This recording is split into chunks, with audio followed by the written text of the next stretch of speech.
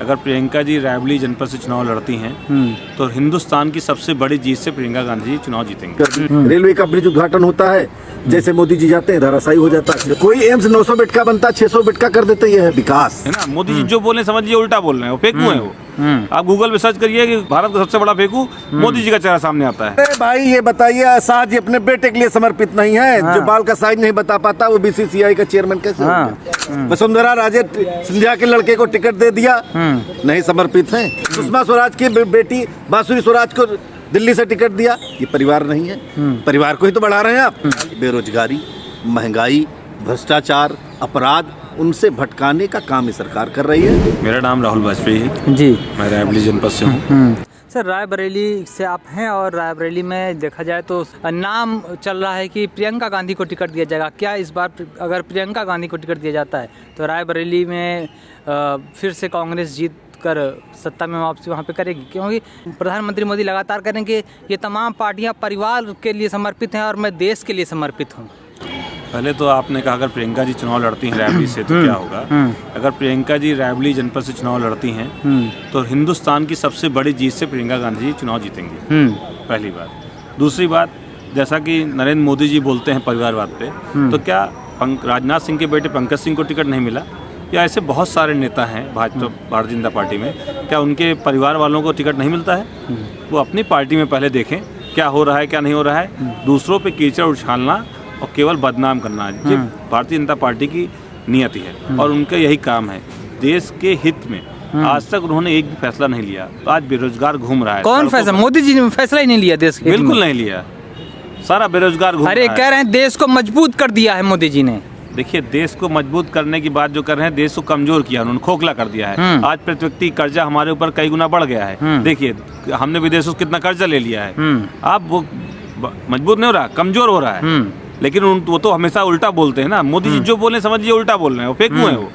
आप गूगल पे सर्च करिए कि फेंकू, भारत का सबसे बड़ा फेंकू, मोदी जी का चेहरा सामने आता है। तो इसलिए उनकी बात, अरे कहा जाता है देश को विश्वगुरु बनाने वाले मोदी जी हैं, देश को बर्बाद करने वाले नरेंद्र मोदी जी हैं। और जितने भी भारत देश में आज तक बड़े बड़े काम हुए हैं, देश चाहे यूनिवर्सिटीज हों, चाहे वो एम्स हों, जितने भी रिसर्च सेंटर हों, वो सब कांग्रेस द्वारा है। चाहे मनरेगा हो, चाहे वो खाद्य सुरक्षा बिल हो, आधार कार्ड योजना हो, सारी योजनाएं, भूमि अधिग्रहण। अरे कहते हैं मनरेगा तो एक गड्ढा खोदने वाली स्कीम है, ये जो कांग्रेस की सबसे विफल। तो क्यों नहीं उनकी हिम्मत बड़ी बंद कर दें? अगर वो कहते हैं तो क्यों उसको पैसा दे रहे हैं, फंड दे रहे हैं, क्यों चला रहे हैं उसको, अपना नाम गिना रहे हैं, क्यों उसकी क्रेडिट खुद ले रहे हैं? कहते हैं कि हाँ कांग्रेस ने चलाई है, हिम्मत तो कह के देखें नरेंद्र मोदी जी, तब तो कहते हैं कि हम दे रहे हैं। अरे कर हमने तो एम्स बना दिया है, मेडिकल कॉलेज बना दिया है। रायबरेली में सोनिया जी दे के गई हैं, उद्घाटन करके गई थी। 900 बेड का एम्स था, 300 बेड का एम्स उठा के गोरखपुर ले गए। और सुनिए, और पांच एयरपोर्ट हो गया है और दोबारा आके उसी एम्स का उद्घाटन फीता काटते हैं, कहते हैं हमने बनवाया है। देश की जनता देख नहीं रही है क्या? कह रहे 5 एयरपोर्ट दे दिए यूपी में। उससे नहीं है, उससे बेवकूफ बना रहे हैं। जनता सब जान रही है कि 2024 में उनको सत्ता से बाहर करेगी। क्या कह रहे हैं? केवल एयरपोर्ट बने हुए हैं, उसमें जहाजें नहीं खड़ी हैं, कहीं के लिए कहीं अस्त व्यस्त व्यवस्थाएं हैं, कहीं के लिए फ्लाइट नहीं है। केवल आप जाइए बताने के लिए है कि अयोध्या एयरपोर्ट चालू हो गया, लेकिन आप ये देखिए जाके वहाँ कितनी फ्लाइटें चल रही हैं। अयोध्या है, बनारस है, कहीं के लिए फ्लाइट नहीं है। आप देख लीजिए, कहीं के लिए फ्लाइट नहीं है। केवल बताने के लिए है कि एयरपोर्ट बना है। 4000 करोड़ 5000 करोड़ रुपए से उद्घाटन कर दिया, उसमें जो घोटाला हुआ वो घोटाला अलग है, फ्लाइट कहीं नहीं है। कह रहे हैं घोटाला भी हुआ एयरपोर्ट में। बिल्कुल घोटाले हो रहे हैं। आज आप देखो, बहुत बड़ा घोटाला। नरेंद्र मोदी जी जिस पुल का उद्घाटन रायबरेली लालगंज में बाईपास का उद्घाटन करके जाते हैं, उसके 6 दिन बाद पुल टूट जाता है। बनारस में जो उनका पुल बन रहा होता है वो उनके बनते बनते गिर जाता है। ये भ्रष्टाचार ही तो है, और क्या है? आज सीजीआई जो इनको फटकार लगा रही है चंदे के नाम पर, वो भी तो भ्रष्टाचार है। सुप्रीम कोर्ट के कहने पे भी ये क्यों नहीं डिटेल दे रहे हैं? एसबीआई क्यों समय मांग रही है? इनको डर है कि इनके सब जो छुपे हुए काले कारनामे हैं जनता के बीच में आ जाएंगे। अरे इलेक्टोरल बॉन्ड के तहत लोग चंदा दे रहे हैं बीजेपी को, आप कह रहे हो कि क्यों नहीं पीएम केयर फंड में कितना पैसा आया है, क्यों नहीं बता रहे हैं ये? इनसे पूछिए क्यों नहीं, जो भारत देश में चंदा दिया गया है प्रधानमंत्री चंदे के रूप में, वो उसको क्यों नहीं सार्वजनिक कर रहे हैं? तो क्या एसबीआई भी इसमें मिली है क्या? एसबीआई चाहे तो 24 घंटे में सब कुछ दे सकती है, लेकिन एसबीआई केवल पल्ला झाड़ रही है। ये सब सरकार की मिली भगत है कि हम मांगेंगे वो नहीं देंगे। एसबीआई चाहे तो 24 घंटे में सब कुछ दे सकती है। तो क्या इलेक्टोरल बॉन्ड भी आपको कुछ में घोटाला नजर आ रहा है? घोटाले का जदीदा सबूत है। हाँ देखिए, ये जो समय दिया एसबीआई ने, चुनाव बाद कर दिया, ये क्या है? हम कह रहे हैं चुनाव के पहले क्यों नहीं देते? सारा डिजिटलाइज है। मोदी जी ने कहा पूरा देश डिजिटल है। जब डिजिटल है तो डिजिटल होने में इतना हिसाब देने में समय कहाँ लगता है? इलेक्ट्रॉनिक बॉन्ड में जितना पैसा आया है, जहाँ से आया, जितना आया, आप बताइए, क्यों नहीं बता रहे? इसका मतलब आपकी नीयत साफ है, आप घोटाले पे पर्दा डालना चाहते हैं। लेकिन कह रहे हैं आएंगे 24 में फिर मोदी जी। अरे आएंगे तो समय बताएगा, आएंगे कि जाएंगे। मैं कह रहा हूँ मोदी जी जाएंगे, 100% जाएंगे। किसने कहा आएंगे? आके चले गए वो। उनका समय समाप्त हो गया। बिल्कुल समय समाप्त हो गया, अब वो नहीं आएंगे। ये उनकी क्यों आपको लगता है मोदी जी फिर नहीं आने वाले? क्यों आएंगे? क्या कर दिया जो उन्होंने आएंगे? राम मंदिर का निर्माण हो गया, धारा 370 हट गई। मंदिर का निर्माण तो होना ही था, सुप्रीम कोर्ट के आदेश से हुआ। उन्होंने क्या किया? कितना चंदा दिया मोदी जी ने? अरे मोदी थे तो मुमकिन था। मोदी जी ने कितना चंदा दिया राम मंदिर के लिए, मुझे बताइए। अरे मोदी है तो मुमकिन है। देश के पैसे से, लोगों के चंदे से मंदिर बना है। उन्होंने सिर्फ श्रेय लिया है, राम मंदिर के लिए कुछ नहीं किया। सिर्फ उद्घाटन के वो बादशाह, जुमलों के बादशाह। लेकिन जिस तरह से वो कह रहे हैं कि विकास का काम बहुत तेजी से हो रहा है और विश्व भर में मोदी जी की साख मजबूत है, देश की साख मजबूत। विकास देखना है तो रायबरेली चले आइए।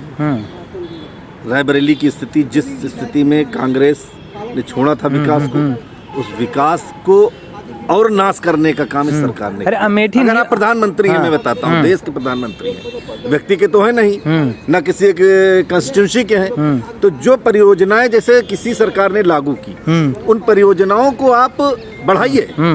हमारे यहाँ जैसे एम्स है, उसकी कटौती कर दी। रेलवे का ब्रिज उद्घाटन होता है, जैसे मोदी जी जाते हैं धराशायी हो जाता, छेद हो जाता। आज 4 साल हो गया उद्घाटन किए, 4 साल होने के बाद भी वो रिपेयर नहीं हुआ।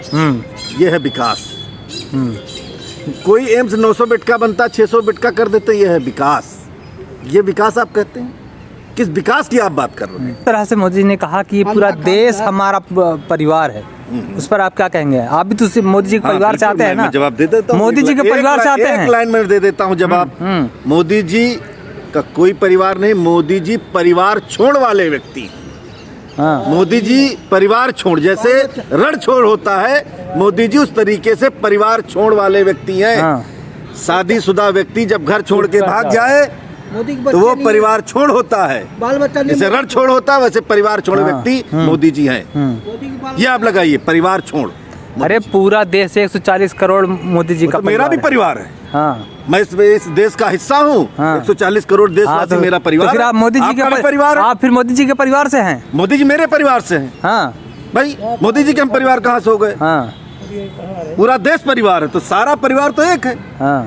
लोकतंत्र की यही तो अवधारणा है भाई। हमारा देश एक लोकतांत्रिक देश है। लोकतंत्र के अंदर सीधी सी बात है, लोकतंत्र में हर व्यक्ति एक दूसरे का भाई है। मोदी जी देश के लिए समर्पित हैं और तमाम जो राजनीतिक पार्टियां हैं पाकिस्तान के लिए समर्पित।